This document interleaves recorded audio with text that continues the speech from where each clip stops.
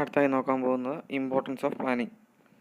പ്ലാനിങ്ങിൻ്റെ പ്രാധാന്യം, എന്തിനു വേണ്ടിയിട്ടാണ് നമ്മൾ പ്ലാനിങ് തയ്യാറാക്കുന്നത്, ഒരു ഓർഗനൈസേഷനിൽ എന്താണ് പ്ലാനിങ് കൊണ്ടുള്ള ഉപയോഗങ്ങൾ എന്നുള്ളതാണ് നോക്കാൻ പോകുന്നത്. അതിലൊന്നാമത് പറഞ്ഞിരിക്കുകയാണ് പ്ലാനിങ് പ്രൊവൈഡ്സ് ഡയറക്ഷൻ. പ്ലാനിങ് നമുക്കൊരു ദിശാബോധം നൽകുന്നു. ഇന്ന വഴിയിലൂടെയാണ് നമ്മൾ പോയി കഴിഞ്ഞിട്ടുണ്ടെങ്കിൽ ഈ ലക്ഷ്യം, ഈ ഒബ്ജക്റ്റീവ് നമുക്ക് അച്ചീവ് ചെയ്യാൻ സാധിക്കും എന്നുള്ള രീതിയിൽ പ്ലാനിങ് നമുക്കൊരു ദിശാബോധം നൽകുന്നു. ഇനി by stating in advance the objectives in clear times. അപ്പം നമ്മൾ ആദ്യം തന്നെ നമ്മുടെ ഒബ്ജക്റ്റീവ്സ് അത് അഡ്വാൻസ് ആയിട്ട് തന്നെ നമ്മൾ കണ്ടെത്തി, മുൻകൂട്ടി തന്നെ നമ്മളത് സ്റ്റേറ്റ് ചെയ്തു കണ്ടെത്തി നമ്മുടെ ലക്ഷ്യങ്ങളെല്ലാം തയ്യാറാക്കി വെച്ചിരിക്കുകയാണ്. ഇൻ ക്ലിയർ ടൈംസ്, അത് ക്ലിയർ ആയിട്ട് തന്നെ നമ്മുടെ ലക്ഷ്യങ്ങളെ നമ്മൾ തിരിച്ചറിഞ്ഞു കഴിഞ്ഞു. നമ്മുടെ ഓർഗനൈസേഷൻ്റെ ലക്ഷ്യങ്ങളെ നമ്മൾ തിരിച്ചറിഞ്ഞു കഴിഞ്ഞു. ചിലപ്പോൾ പ്രോഫിറ്റ് ആയിരിക്കാം, ചിലപ്പോൾ സെയിൽസ് കൂട്ടുക എന്നുള്ളതായിരിക്കാം, ചിലപ്പം അഡ്വർടൈസ്മെൻറ്റ് കൂട്ടുക എന്നുള്ള എന്ത് തന്നെ ആയിക്കോട്ടെ, നമ്മുടെ ഓർഗനൈസേഷൻ്റെ ലക്ഷ്യങ്ങളെ നമ്മൾ തിരിച്ചറിഞ്ഞ് കഴിഞ്ഞിട്ടുണ്ടെങ്കിൽ planning provides the direction for action. നമുക്ക് പ്ലാനിങ് നൽകുന്ന മറ്റൊരു കാര്യമാണ് ഒരു ഡയറക്ഷൻ. അതെങ്ങനെ അതിനെ അച്ചീവ് ചെയ്തെടുക്കാം, ഏത് ദിശയിലൂടെ പോയിട്ടുണ്ടെങ്കിൽ, ഏത് വഴിയിലൂടെ പോയിട്ടുണ്ടെങ്കിൽ ആ ലക്ഷ്യത്തെ നമുക്ക് അച്ചീവ് ചെയ്യാൻ സാധിക്കും എന്നുള്ള കാര്യമാണ് പ്ലാനിങ് നമുക്ക് കാട്ടിത്തരുന്നത്. Planning provides the direction for action. ഇനി അടുത്തായിട്ട് അവിടെ പറഞ്ഞിരിക്കുകയാണ് if you don't know where you are going.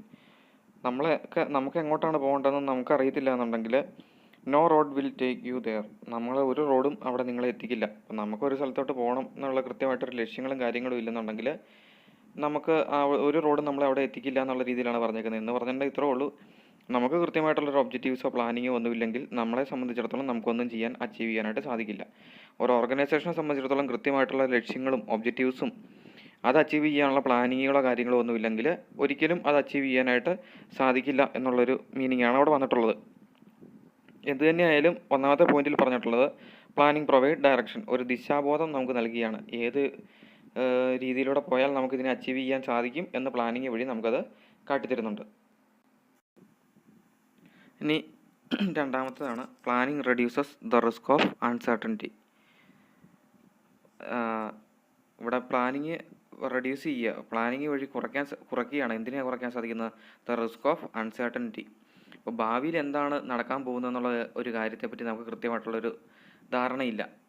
എന്നിരുന്നാൽ തന്നെ നമ്മളൊരു പ്ലാനിങ് നടത്തുകയാണെങ്കിൽ ഇന്ന അപകടങ്ങളൊക്കെ ഉണ്ടാകാനുള്ള സാധ്യതയുണ്ട്, അല്ലെങ്കിൽ ഇന്ന പ്രശ്നങ്ങൾ ഉണ്ടാകാനുള്ള സാധ്യതയുണ്ടെന്ന് നമുക്കൊന്ന് ആൻറ്റിസിപ്പേറ്റ് ചെയ്യാനായിട്ട് സാധിക്കും. അപ്പോൾ അങ്ങനെ നമ്മളൊന്ന് ആൻറ്റിസിപ്പേറ്റ് ചെയ്യുന്ന വഴി നമുക്ക് എന്ത് ലഭിക്കുകയാണ്? Risk of uncertainty. ആ ഒരു ഭാവിയിലെ ആ ഒരു അൺസർട്ടനിറ്റി മൂലം, ഒരു അനിശ്ചിതത്വം മൂലം ഉണ്ടാകുന്ന ഒരു നഷ്ടം, അതിനെ കുറയ്ക്കാനായിട്ട്, പൂർണ്ണമായിട്ട് ഒഴിവാക്കാൻ പറ്റില്ല, അതിനെ കുറയ്ക്കുന്നതിനായിട്ട് നമുക്ക് സാധിക്കും. അതാണ് രണ്ടാമത്തെ പോയിന്റിൽ പറഞ്ഞിട്ടുള്ളത്. Planning is concerned with the future. അപ്പോൾ പ്ലാനിങ് എന്തുമായിട്ട് ബന്ധപ്പെട്ട് കിടക്കുകയാണ്? ഫ്യൂച്ചറുമായിട്ട് ബന്ധപ്പെട്ട് കിടക്കുന്ന ഒന്നാണ് പ്ലാനിങ് എന്ന് പറയുന്നത്. എന്ന് പറഞ്ഞാൽ ഭാവിയുമായിട്ട് ബന്ധപ്പെട്ട് കിടക്കുന്ന ഒന്നാണ് പ്ലാനിങ്.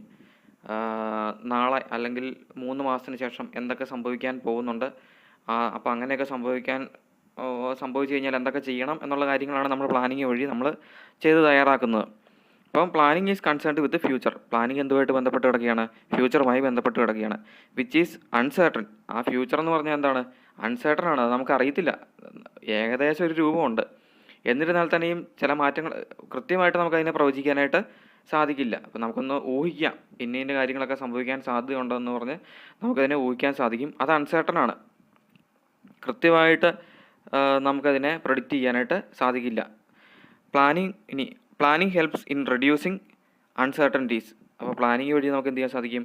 ഈ അൺസർട്ടനിറ്റീസിനെ, ഈ അനിശ്ചിതത്വത്തെ നമുക്ക് കുറയ്ക്കാനായിട്ട് സാധിക്കും, റെഡ്യൂസ് ചെയ്യാനായിട്ട് സാധിക്കും. Uncertainties of future as it involves the anticipation of future events. ഇവിടെയാണ് അതിൻ്റെ ഒരു കാരണം. അപ്പോൾ പ്ലാനിങ് ഇങ്ങനെയാണ് നമ്മൾ ഹെൽപ്പ് ചെയ്യുന്നത്. എന്താണ്? Anticipation of future events. ഭാവിയിൽ നടക്കാൻ പോകുന്ന സംഭവങ്ങൾ നമുക്ക് എന്ത് ചെയ്യാൻ സാധിക്കും? ആൻറ്റിസിപ്പേറ്റ് ചെയ്യാൻ സാധിക്കും. നമുക്ക് അതൊന്ന് ഊഹിക്കാൻ പറ്റും. ഇന്ന കാര്യങ്ങളൊക്കെ നമുക്കത് ഇങ്ങനെയൊക്കെ ചെയ്തിട്ടുണ്ടെങ്കിൽ നമുക്ക് ആ ഒരു അപകടത്തെ ഒഴിവാക്കാൻ സാധിക്കും എന്ന് നമുക്കതിനെ ആൻറ്റിസിപ്പേറ്റ് ചെയ്യാൻ, ഊഹിക്കാനായിട്ട് സാധിക്കും. അതുവഴി നമുക്ക് എന്ത് കുറയ്ക്കാൻ സാധിക്കും? അൺസർട്ടനിറ്റി മൂലം ഉണ്ടാകുന്ന നഷ്ടത്തെ നമുക്ക് കുറയ്ക്കുന്നതിനായിട്ട് സാധിക്കും. ഇതാണ് രണ്ടാമത്തെ പോയിന്റ് പറഞ്ഞിട്ടുള്ളത്. Planning reduces the risk of uncertainty. Uncertain ആണ് ഫ്യൂച്ചർ എന്ന് പറയുന്നത്, നമുക്കറിയില്ല എന്ത് സംഭവിക്കുന്ന. അതുകൊണ്ട് തന്നെ അവിടെ റിസ്ക്കും ഉണ്ട്, നഷ്ടം ഉണ്ടാകാനുള്ള സാധ്യതയുണ്ട്. അപ്പോൾ പ്ലാനിങ് വഴി നമ്മൾ എന്താണ് ചെയ്യുന്നത്? ആൻറ്റിസിപ്പേറ്റ് ചെയ്യുകയാണ്, ഊഹിക്കുകയാണ്. നാളെ അല്ലെങ്കിൽ അടുത്ത വരും ദിവസങ്ങളിൽ എന്താണ് സംഭവിക്കാൻ സാധ്യതയുള്ളത് എന്ന് നമ്മളൊന്ന് ആൻറ്റിസിപ്പേറ്റ് ചെയ്യുകയാണ്. ആ ആൻറ്റിസിപ്പേഷൻ വഴി നമ്മൾ എന്ത് ചെയ്യണം, കുറച്ച് തയ്യാറെടുപ്പുകളൊക്കെ നടത്തും. അപ്പോൾ ഇങ്ങനെ ഒരു അപകടം വന്നു കഴിഞ്ഞാൽ എന്ത് ചെയ്യണം എന്നുള്ള ഒരു കുറച്ച് തയ്യാറെടുപ്പുകളൊക്കെ കമ്പനി നടത്തുകയും അതുവഴി ഭാവിയിൽ ഉണ്ടാകുന്ന നഷ്ടങ്ങളെ കുറയ്ക്കുന്നതിനും സാധിക്കുന്നു. മൂന്നാമത് പറഞ്ഞിരിക്കുകയാണ് planning reduces overlapping and wasteful activities. Planning കുറയ്ക്കുകയാണ് ഓവർലാപ്പിംഗ് ആൻഡ് വേസ്റ്റ്ഫുൾ ആക്ടിവിറ്റീസ്. അനാവശ്യമായിട്ട് നമ്മുടെ ഓർഗനൈസേഷനിൽ നടക്കുന്ന എല്ലാ പ്രവൃത്തികളെയും കുറയ്ക്കുന്നതിന് പ്ലാനിങ് സഹായിക്കുന്നുണ്ട്. അപ്പോൾ അനാവശ്യമായിട്ട് നമ്മുടെ കമ്പനിയിൽ എങ്ങനെയാണ് ജോലികൾ വരിക, കൃത്യമായിട്ടുള്ളൊരു ആസൂത്രണം, കൃത്യമായിട്ടുള്ളൊരു പ്ലാനിങ് ഇല്ലെന്നുണ്ടെങ്കിൽ അവിടെ അനാവശ്യമായിട്ട് ഒരുപാട് ജോലികൾ അവിടെ ചെയ്യേണ്ടതായിട്ട് വരും. അപ്പോൾ കൃത്യമായിട്ടുള്ളൊരു പ്ലാനിങ് ഉണ്ടെങ്കിൽ ആര് എന്തൊക്കെ ജോലികൾ ചെയ്യണം, ആർക്ക് റിപ്പോർട്ട് ചെയ്യണം, ഇന്ന ജോലി ആരാണ് ചെയ്യേണ്ടത് എന്നുള്ള കാര്യങ്ങളെല്ലാം കൃത്യമായ ഒരു പ്ലാനിങ് വഴി തയ്യാറാക്കിയിട്ടുണ്ടെങ്കിൽ നമുക്ക് എന്ത് ചെയ്യാൻ സാധിക്കും, അനാവശ്യമായിട്ടുള്ള ജോലികൾ ചെയ്യുന്നതിനകത്ത് ജോലിക്കാരെ അവിടെ നിന്ന് ഒഴിവാക്കാനായിട്ട് നമുക്ക് സാധിക്കും. അപ്പം ഓവർലാപ്പിംഗ് ആൻഡ് വേസ്റ്റ്ഫുൾ ആക്ടിവിറ്റീസ്, അനാവശ്യമായിട്ട് ഉള്ള ജോലികളും വേസ്റ്റ്ഫുള്ളായിട്ടുള്ള ജോലികളെല്ലാം നമുക്ക് ഒഴിവാക്കുന്നതിനായിട്ട് അത് ഈ പ്ലാനിങ് വഴി നമുക്ക് സാധിക്കുന്നുണ്ട്. പ്ലാനിങ് എന്ത് ചെയ്യുകയാണ്, ഏകോപിപ്പിക്കുകയാണ്, കോർഡിനേറ്റ് ചെയ്യുകയാണ് the activities and efforts of individuals, divisions and departments. അപ്പം ഓരോ ആൾക്കാരും ജോലി ചെയ്യണം, ഓരോ ഡിവിഷനും ജോലി ചെയ്യണം, ഓരോ ഡിപ്പാർട്ട്മെൻറ്റും അവിടെ ഒരു കമ്പനിക്കകത്ത് ജോലി ചെയ്യേണ്ടതുണ്ട്. അപ്പോൾ ഇവരുടെ എല്ലാം ജോലികളെ കോർഡിനേറ്റ് ചെയ്യുന്നത് ആരാണ്, ഈ പ്ലാനിങ് എന്ന് പറയുന്ന ഒരു പ്രവൃത്തിയാണ് ഈ പറഞ്ഞ എല്ലാ ജോലികളെയും കോർഡിനേറ്റ് ചെയ്യുന്നത്. അതെന്ന് പറഞ്ഞിട്ടുണ്ടെങ്കിൽ ഓരോ ഇൻഡിവിജ്വലും ഓരോ ഡിവിഷനും ഓരോ ഡിപ്പാർട്ട്മെൻറ്റും എന്തൊക്കെ ജോലികൾ ചെയ്യണം, എപ്പോൾ ചെയ്യണം, എങ്ങനെ ചെയ്യണം എന്ന് വേണ്ട അതുമായിട്ട് ബന്ധപ്പെട്ടിട്ടുള്ള എല്ലാ കാര്യങ്ങളും നമ്മൾ മുൻകൂട്ടി തയ്യാറാക്കിയിരിക്കുകയാണ്. അതുകൊണ്ട് തന്നെ ഒരാൾ ചെയ്യുന്ന ജോലിക്ക് ഒരു കൺഫ്യൂഷൻ ഉണ്ടാകുന്നില്ല. അവിടെ ഞാൻ എന്താണ് ചെയ്യേണ്ടതെന്ന് ഒരാൾക്ക് കൃത്യമായിട്ട് പറഞ്ഞു കൊടുത്തിട്ടുണ്ട്. ആ ജോലി വേറൊരാൾ ചെയ്യേണ്ട കാര്യമില്ല. ആർക്കാണ് റിപ്പോർട്ട് ചെയ്യേണ്ടതെന്നുള്ള കാര്യം പറഞ്ഞിട്ടുണ്ട്. ഏത് സമയത്ത് ആ ജോലി പൂർത്തീകരിക്കണം എന്നുള്ള കാര്യം പറഞ്ഞു കൊടുത്തിട്ടുണ്ട്. അങ്ങനെ ആ ജോലിയുമായിട്ട് ബന്ധപ്പെട്ടിട്ടുള്ള എല്ലാ കാര്യങ്ങളും പ്ലാനിങ് വഴി ഒരു ഓർഗനൈസേഷനിലുള്ള ഡിവിഷൻസിനും ഡിപ്പാർട്ട്മെൻറ്റ്സിനും വ്യക്തികൾക്കും പറഞ്ഞു കൊടുത്തിട്ടുണ്ട്.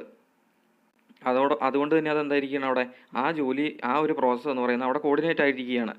അപ്പം അത് എന്തിലോട്ട് ലീഡ് ചെയ്യും, it leads to purposeful and orderly activities. അതൊരു കൃത്യമായിട്ടുള്ള ഒരു അടുക്കും ചിട്ടയും അവിടെ വരികയാണ്. ഒരു ഓർഡർലി ആക്ടിവിറ്റീസ്, ആരാണ് ചെയ്യേണ്ടത്, എപ്പോൾ ചെയ്യണം, എങ്ങനെ ചെയ്യണം, ആർക്ക് റിപ്പോർട്ട് ചെയ്യണം, അങ്ങനെ കൃത്യമായിട്ടുള്ള ഓർഡറിൽ ആ ജോലിയെ ഓർഗനൈസ് ചെയ്തിരിക്കുകയാണ്, അവിടെ തയ്യാറാക്കിയിരിക്കുകയാണ് അത് അവിടെ. Thus avoiding overlapping and wasteful activities. അപ്പോൾ ഇങ്ങനെയുള്ള ഒരു പ്രവൃത്തി പ്ലാനിങ് വഴി കൃത്യമായിട്ടുള്ള ആൾക്കാരോട് പറഞ്ഞു കൊടുക്കുകയും ഓരോ ഡിവിഷൻസിനും ഡിപ്പാർട്ട്മെൻറ്റ്സിനും പേഴ്സൺസിനും എന്താണ് ജോലി ചെയ്യേണ്ടതെന്നുള്ള കാര്യം പറഞ്ഞു കൊടുക്കുകയും അത് കൃത്യമായിട്ടുള്ളൊരു ഓർഡർലി ആക്ടിവിറ്റീസ് ആക്കി മാറ്റുകയും ചെയ്തിട്ടുണ്ട്. അതെന്തിലോട്ട് ലീഡ് ചെയ്യും, വേസ്റ്റ്ഫുൾ ആക്ടിവിറ്റീസിനെ അവോയ്ഡ് ചെയ്യുന്നതിനും ഓവർലാപ്പിങ്ങും ഇത്തരം കാര്യങ്ങളെല്ലാം അവിടെ അതുകൊണ്ട് നമുക്ക് അവോയ്ഡ് ചെയ്യുന്നതിനായിട്ട് സാധിക്കും. അതാണ് മൂന്നാമത്തെ പോയിന്റ് പറഞ്ഞിട്ടുള്ളത്. ഇനി അടുത്ത് planning promotes innovative ideas. Planning promote ചെയ്യുകയാണ്, അതിനെ സഹായിക്കുകയാണ്. എന്തിനാണ്, ഇന്നൊവേറ്റീവ് ഐഡിയാസ് എല്ലാം കമ്പനിക്ക് അതിലോട്ട് വരുന്നതിന് വേണ്ടിയിട്ട് പുതിയ പുതിയ ഐഡിയകൾ കമ്പനിയിൽ കൊണ്ടുവരുന്നതിന് പ്ലാനിങ് സഹായിക്കുന്നുണ്ട്.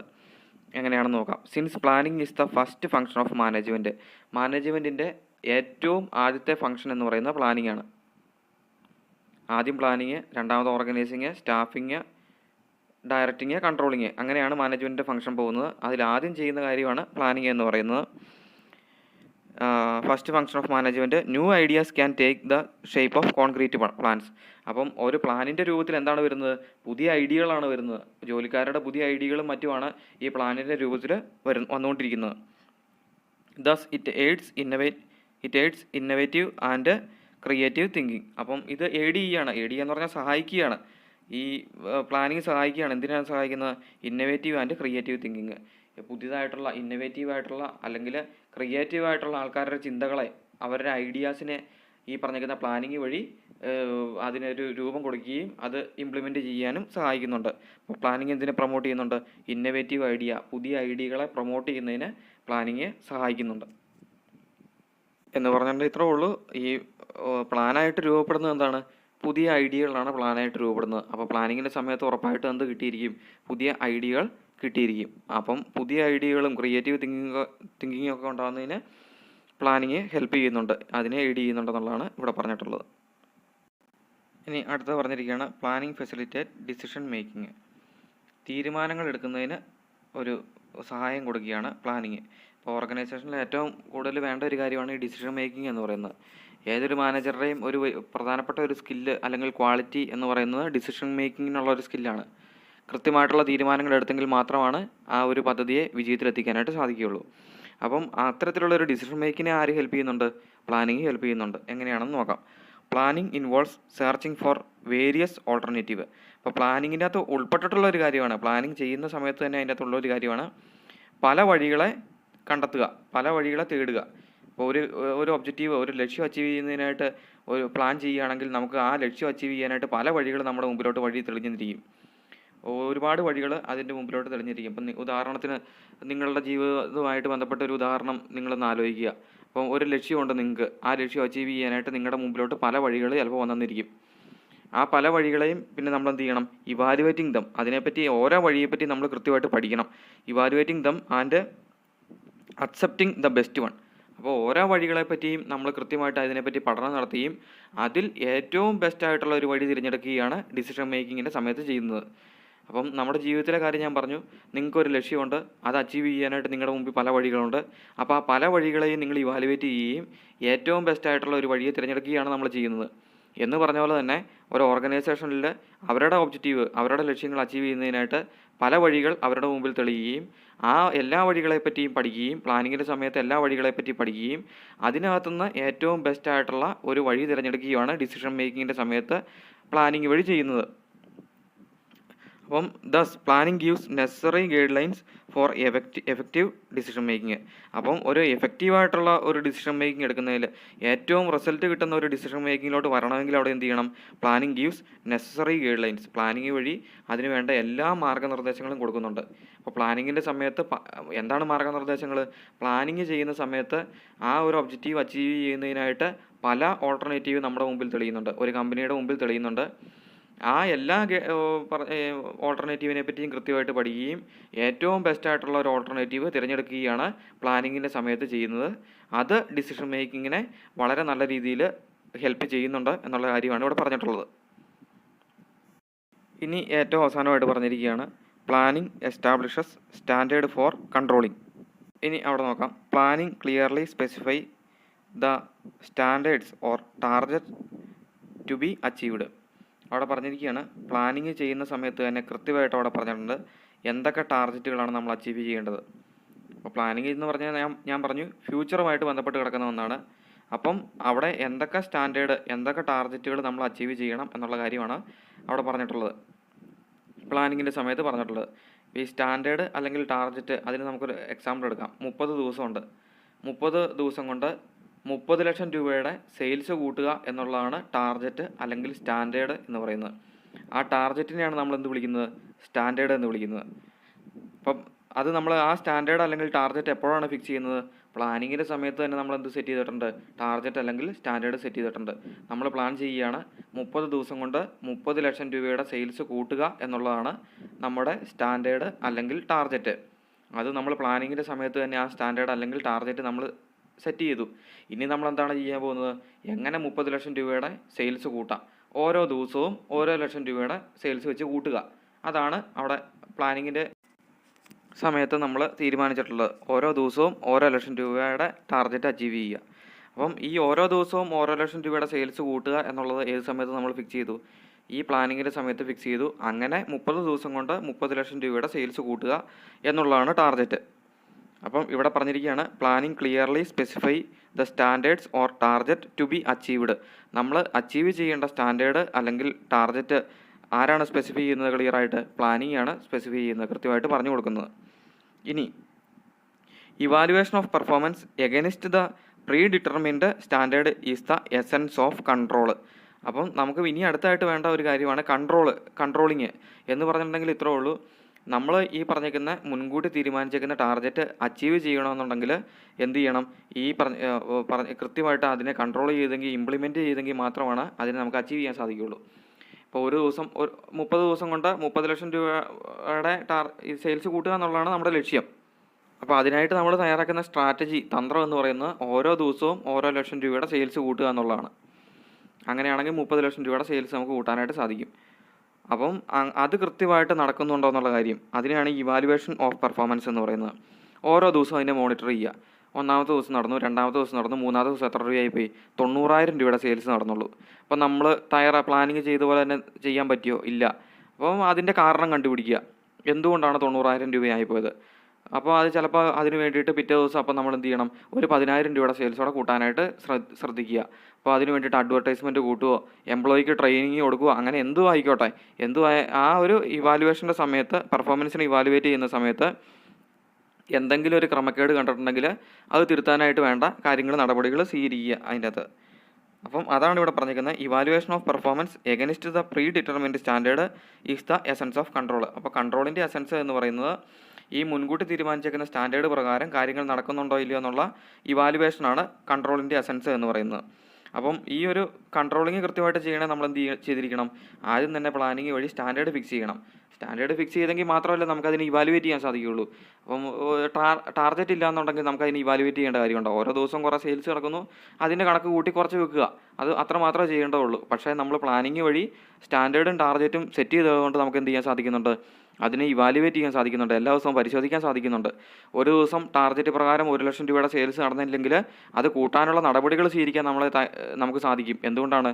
നമ്മൾ പ്ലാനിങ്ങിൻ്റെ സമയത്ത് കൃത്യമായിട്ട് തന്നെ അതിൻ്റെ സ്റ്റാൻഡേർഡ് അല്ലെങ്കിൽ ടാർഗറ്റ് അവിടെ പറഞ്ഞിട്ടുണ്ട്. അപ്പം thus planning provides the basis for control. അപ്പം അതാണ് അതിൻ്റെ അകത്ത് പ്രധാനപ്പെട്ടത്. അപ്പോൾ ഇങ്ങനെ ചെയ്യുന്നത് മൂലം ഒരു സ്റ്റാൻഡേർഡ് ഫിക്സ് ചെയ്ത് നമ്മൾ അതിനെ ഇവാലുവേറ്റ് ചെയ്യുന്നതുകൊണ്ട് പ്ലാനിങ് എന്ത് കൊടുക്കുന്നുണ്ട്? Provides the basis of control. കൺട്രോളിൻ്റെ അടിസ്ഥാനം എന്ന് പറയുന്നത് എന്താണ്? പ്ലാനിങ് ആണ്. ഒരു മാനേജ്മെൻറ്റിനകത്തുള്ള മറ്റൊരു ഫംഗ്ഷനാണ് കൺട്രോളിങ്. അപ്പോൾ ആ കൺട്രോളിങ്ങിൻ്റെ ബേസിസ് എന്ന് പറഞ്ഞാൽ എന്താണ്? പ്ലാനിങ് ആണ്. ചിലപ്പോൾ വൺ വേർഡിന് ചോദിക്കും, dash provide the basis of control. എന്താണ് കൺട്രോളിൻ്റെ അടിസ്ഥാനം? പ്ലാനിങ് ആണ് കൺട്രോളിങ്ങിൻ്റെ അടിസ്ഥാനം. In other words planning is a prerequisite for controlling. അപ്പം ഈ പറഞ്ഞിരിക്കുന്ന കൺട്രോളിങ്ങിന് ഒരു മുന്നുപാധി എന്നുള്ള രീതിയിൽ, ഒരു പ്രീ റിക്വസിറ്റ് എന്ന രീതിയിൽ കൺട്രോളിങ്ങിന് മുമ്പ് ചെയ്യേണ്ട ഒരു കാര്യമാണ് എന്ത്? പ്ലാനിങ് എന്ന് പറയുന്നത്. ഇത്രയാണ് ഈ പറഞ്ഞിരിക്കുന്ന importance of planning.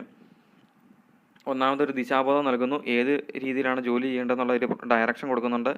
Risk of uncertainty മൂലം ഉണ്ടാകുന്ന നഷ്ടങ്ങളെ കുറയ്ക്കാനായിട്ട് പ്ലാനിങ് വഴി സഹായിക്കുന്നുണ്ട്. Reduces overlapping and wasteful activities. അനാവശ്യമായിട്ടുള്ള ജോലികൾ ചെയ്തും ജോലിയുടെ ഇരട്ടിപ്പും എല്ലാം കുറയ്ക്കുന്നതിന് പ്ലാനിങ് വഴി സാധിക്കുന്നുണ്ട്. ഇന്നൊവേറ്റീവ് ഐഡിയാസ്, എംപ്ലോയീസിൻ്റെ പുതിയ ഐഡിയാസിനെ പ്രൊമോട്ട് ചെയ്യുന്നതിന് പ്ലാനിങ് വഴി സാധിക്കുന്നുണ്ട്. ഡിസിഷൻ മേക്കിങ്ങിന്, തീരുമാനമെടുക്കുന്നതിന് പ്ലാനിങ് വഴി സാധിക്കുന്നുണ്ട്.